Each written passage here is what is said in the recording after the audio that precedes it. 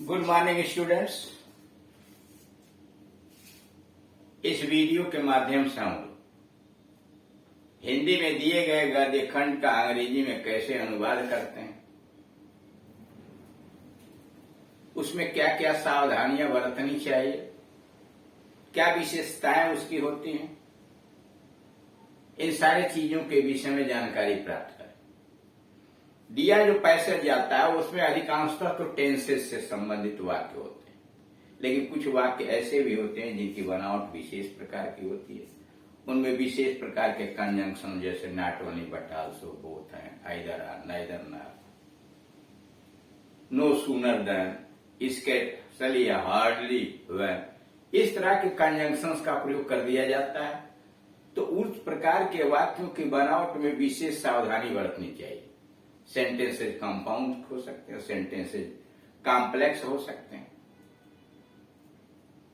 कहीं कहीं sequence of tenses का नियम का पालन करना पड़ता है अथवा डायरेक्ट इनडायरेक्ट के नियम का पालन। इन सारी चीजों को व्यवस्थित रूप से दिमाग में बनाए रखना चाहिए ताकि पैसेज का सही से सही हिंदी से अंग्रेजी अनुवाद कर सके। यहां दिया 43 नंबर का पैसेज।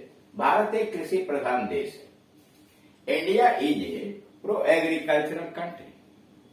भारत एक कृषि प्रधान देश है। India is a pro agricultural country. आबादी का लगभग 80% कृषि पर निर्भर है। इस देश की आबादी का लगभग 80% कृषि पर निर्भर है। 80% of the population of this country. 80% of the population of this country is dependent, निर्भर है कहां? Upon the agriculture. 80% population of this country is dependent upon agriculture, निर्भर है। यह भी कहा जाता है कि इस देश की कृषि बरसात पर निर्भर रहती है। यह भी कहा जाता है कि देश की कृषि बरसात पर निर्भर रहती है।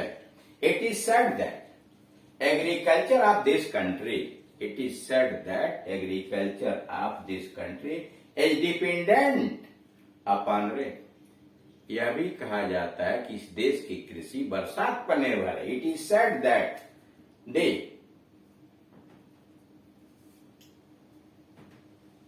Agriculture of this country is dependent upon rain. अच्छी वर्षा के अभाव में कृषि पर बुरा प्रभाव पड़ता है। Due to lack of good rain, अच्छी बरसात के अभाव में, due to lack of good rain there is an impact upon agriculture. Impact प्रभाव, there is an impact of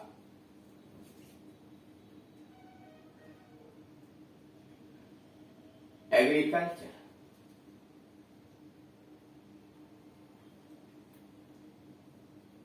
their is bad impact, बुरा प्रभाव पड़ता है। There is an impact upon agriculture या बैड इम्पैक्ट अपॉन एग्रीकल्चर। जुलाई माह के प्रारंभ में वर्षा ऋतु प्रारंभ हो जाती है। रेनी सीजन स्टार्ट, बरसात शुरू हो जाती है। Rainy season start with the onset of July, with the start of July या ऑनसेट ऑफ जुलाई। जब बादल आसमान पर छाते हैं और मौसम सुहावना हो जाता है। कह रहा है जब बादल आसमान पर छाते हैं तो मौसम सुहावना हो जाता है। When the clouds hover, छा जाते हैं। When the clouds hover in the sky, आकाश में बादल छा जाते हैं। The weather becomes pleasant. When the clouds hover in the sky, जब आच्छादित हो जाता है आकाश बादलों से, the season या the weather becomes pleasant, मौसम सुहावना हो जाता है। चारों ओर हरियाली दिखाई पड़ने लगती है। Greenery is seen all around, चारों तरफ हरियाली दिखाई देने लगती है। Greenery is seen all around, चारों तरफ दिखाई देती। मनुष्य के साथ पशु पक्षी में नया उत्साह आ जाता है। इन मनुष्य के साथ पशु पक्षी में नया उत्साह आ जाता है। There comes a new excitement, उत्साह जोश। There comes a new excitement in human beings and as well as in birds. There comes a new excitement, एक नया जोश आ जाता है in the human being as well as in the birds. रात में घना अंधेरा हो जाता है। The night becomes pitch dark. The night becomes pitch dark. घना अंधेरा हो जाता है। जुगनुओं की चमक बच्चों के मन को लुभाने लगती है। The twinkling, चमक, टिमटिमाहट। The twinkling of the fireflies, twinkling of the fireflies fascinates the children. Twinkling of fireflies fascinates the children. जल के बिना मानव जीवन की कल्पना असंभव है। Life of human being is unimaginable without water. Life of human being is unimaginable without water. अब दूसरे paragraph पर आइए। भारत एक गौरवशाली प्राचीन राष्ट्र है। भारत एक गौरवशाली प्राचीन राष्ट्र है। India is a dignified, India is a dignified ancient country, glorious ancient country. India is a dignified, गौरवशाली glorious ancient nation country. India is a glorious ancient country, India is a dignified ancient nation. प्राचीन कालों में हम संपन्न थे। In ancient we were prosperous. In ancient प्राचीन कालों में we were prosperous, हम लोग समृद्ध थे।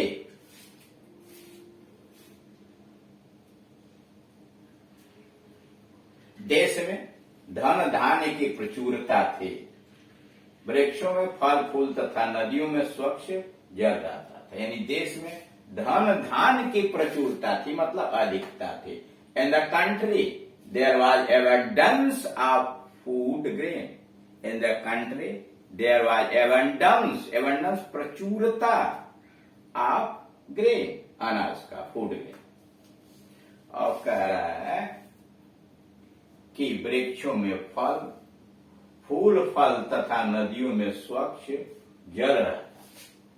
वृक्षों में फल फूल, नदियों में स्वच्छ जल रहता था।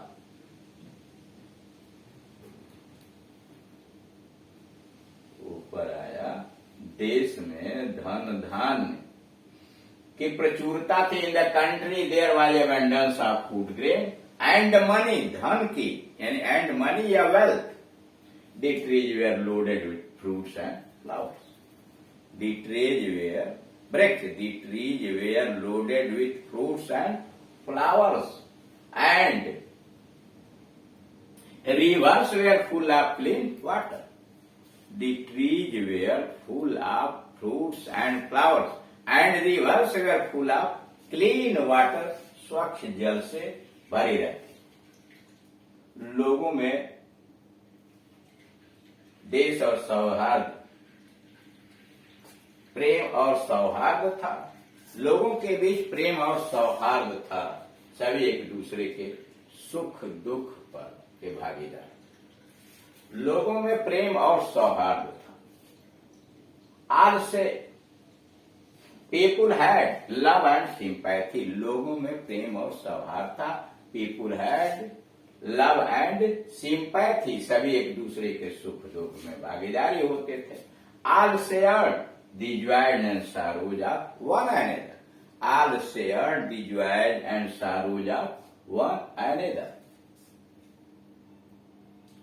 स्वतंत्रता के 68 वर्ष बाद भी आज हम पूर्णतया सुखी नहीं है। Even after 68 years of independence, even after 68 years of independence, we are not completely happy today.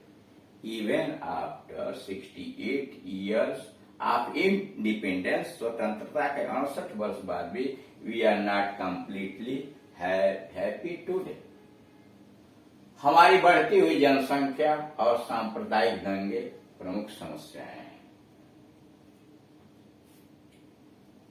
Our growing population and communal rights, are the main problem. Our growing population and communal rights are the main problem. हमें ही उन्हें सुलझाना है। Only we have to solve them. हमें ही उन्हें सुलझाना है। Only we have to solve them. जब तक प्रत्येक देशवासी इसके लिए प्रयत्न नहीं करेगा तब तक समस्या सुलझ नहीं सकती। Till every countryman does not try for it. या until every countryman does not try for it. जब तक प्रत्येक देशवासी इसके लिए प्रयास नहीं करेगा, प्रॉब्लम करना विशाल समस्या का हल नहीं हो सकता। जब तक प्रत्येक देशवासी इसके लिए प्रयत्न नहीं करेगा, until every countryman tries for it, इसके लिए प्रयास नहीं करेगा, या till every countryman does not try for it, the problem cannot be solved. आइए हम सब प्रतिज्ञा करें। Come let us take an oath. Come आइए let us take an oath, एक शपथ लें कि हम देश में शांति, समृद्धि और सुख लाने का हर प्रकार से प्रयत्न करें। Come let us take an oath that we shall try our best, हम भरपूर प्रयास करेंगे। We shall try our best to bring peace, शांति लाने के लिए, प्रॉस्पेरिटी, समृद्धि लाने के लिए, and happiness in the country, देश में पीस, प्रॉस्पेरिटी और हैप्पीनेस लाने के लिए हम प्रयास करेंगे। एंड विल अगेन ग्लोरीफाई, और भारत को पुनः विश्व गुरु और सोने की चिड़िया के गौरव से विभूषित करेंगे। And will again glorify India with the glory of विश्वगुरु यानी world teacher and bird of gold. फिर सुनिए, आओ आइए हम सब प्रतिज्ञा करें। Come let us take an oath that, हम देश में शांति, समृद्धि और सुख लाने का हर प्रयास करेंगे, हर संभव प्रयास करेंगे। Come let us take an oath that we shall try our best, हम भरपूर प्रयास करेंगे to bring peace, prosperity and happiness in the country, और भारत को पुनः विश्व गुरु और सोने की चिड़िया के गौरव से विभूषित करेंगे। And we will again glorify, विभूषित करेंगे India with the glory of Vishwa Guru यानी world teacher and the bird of. इस तरह से आपने देखा कि बड़ी सावधानी के साथ दिए गए पैसेज का अंग्रेजी में अनुवाद करते हैं।